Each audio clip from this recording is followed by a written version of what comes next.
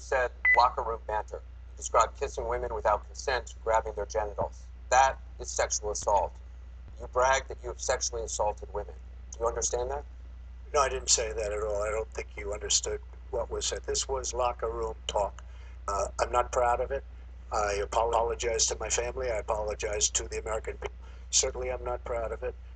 But this is locker room talk. You know, when we have a world where you have ISIS chopping off heads, where you have, and frankly, drowning people in steel cages, where you have wars and horrible, horrible sights all over, where you have so many bad things happening. This is like medieval times. We haven't seen anything like this, the carnage all over the world.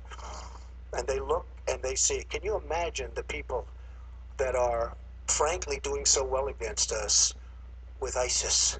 And they look at our country and they see what's going on. Yes, I'm very embarrassed by it. I hate it, but it's locker room talk, and it's one of those things. I will knock the hell out of ISIS. We're going to defeat ISIS. ISIS happened a number of years ago in a vacuum that was left because of bad judgment. And I will tell you, I will take care of ISIS. So, Mr. Trump, we should get on to much more important things and much bigger things. Just for the record, though, are you saying that what you said on that bus 11 years ago, that you did not actually kiss women without consent or grope women without consent? I have great respect for women. Nobody has more respect for women than I do. So for the record, you're saying you never did that? Things that, frankly, you hear these things are said. And I was embarrassed by it, but I have tremendous respect for women. Have you ever done those things? Have respect for me. And I will tell you, no, I have not. And I will tell you that I'm going to make our country safe. We're going to have borders in our country, which we don't have now. People are pouring into our country, and they're coming in from the Middle East and other places. We're going to make America safe again. We're going to make America great again, but we're going to make America safe again. And we're going to make America wealthy again, because if you don't do that, it sounds harsh to say, but we have to build up the wealth of our nation. Right now, other nations are taking our jobs and they're taking our wealth. Thank you, Mr. And Trump. that's what I want to talk about. Secretary Clinton, do you want to respond? Well, like everyone else, I've spent a lot of time thinking over the last 48 hours about what we heard and saw. You know, with prior Republican nominees for president, I disagreed with them on politics, policies, principles, but I never questioned their fitness to serve. Donald Trump is different. I said starting back in June that he was not fit to be president and commander-in-chief. And many Republicans and independents have said the same thing. What we all saw and heard on Friday was Donald talking about women, what he thinks about women, what he does to women, and he has said that the video doesn't represent who he is.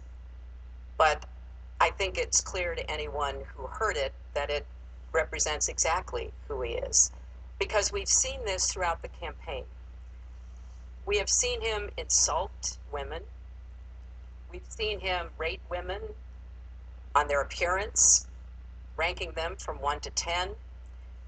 We've seen him embarrass women on TV and on Twitter. We saw him after the first debate spend nearly a week denigrating a former Miss Universe in the harshest, most personal terms. So, yes, this is who Donald Trump is. But it's not only women, and it's not only this video that raises questions about his fitness to be our president, because he has also targeted immigrants, African Americans, Latinos, people with disabilities, POWs, Muslims, and so many others. So this is who Donald Trump is. And the question for us, the question our country must answer, is that this is not who we are. That's why, to go back to your question, I want to send a message, we all should, to every boy and girl, and indeed to the entire world, that America already is great, but we are great because we are good. And we will respect one another, and we will work with one another, and we will celebrate our diversity. These are very important values to me, because this is the America that I know and love. And I can pledge to you tonight that this is the America that I will serve if I'm so fortunate enough to become your president. And we want to get to some questions Well, am I from allowed to online. respond to that? I assume I am. Yes, you can respond to that. It's just words, folks. It's just words. Those words, I've been hearing them for many years. I heard them when they were running for the Senate in New York, where Hillary was going to bring back jobs to upstate New York, and she failed.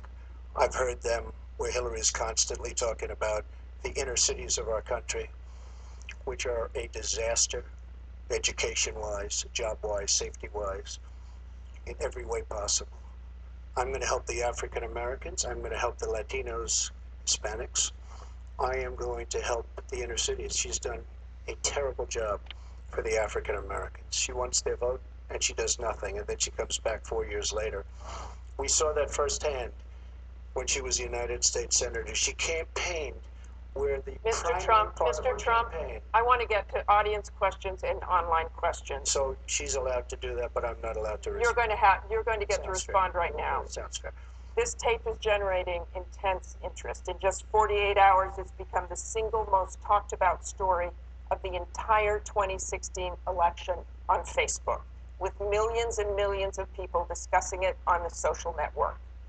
As we said a moment ago, we do want to bring in questions from voters around the country via social media, and our first stays on this topic. Jeff from Ohio asks on Facebook, Trump says the campaign has changed him. When did that happen? So, Mr. Trump, let me add to that. When you walked off that bus at age 59, were you a different man, or did that behavior continue until just recently? And you have 2 minutes for As I this. told you, that was locker room talk.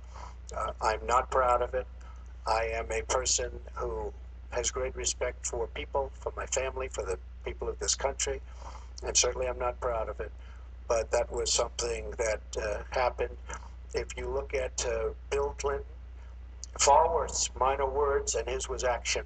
His was what he's done to women. There's never been anybody in the history of politics in this nation that's been so abusive to women. So you can say any way you want to say it, but Bill Clinton was abusive to women. Hillary Clinton attacked those same women and attacked them viciously. 4 of them here tonight. One of the women, who is a wonderful woman, at 12 years old, was raped at 12.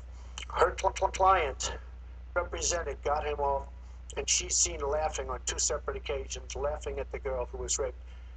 Kathy Shelton, that young woman, is here with us tonight. So don't tell me about words. I apologize for those words. But it is things that people say.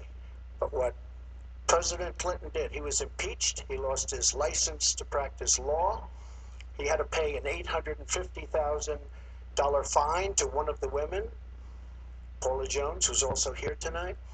And I will tell you that when Hillary brings up a point like that, and she talks about words that I said 11 years ago, I think it's just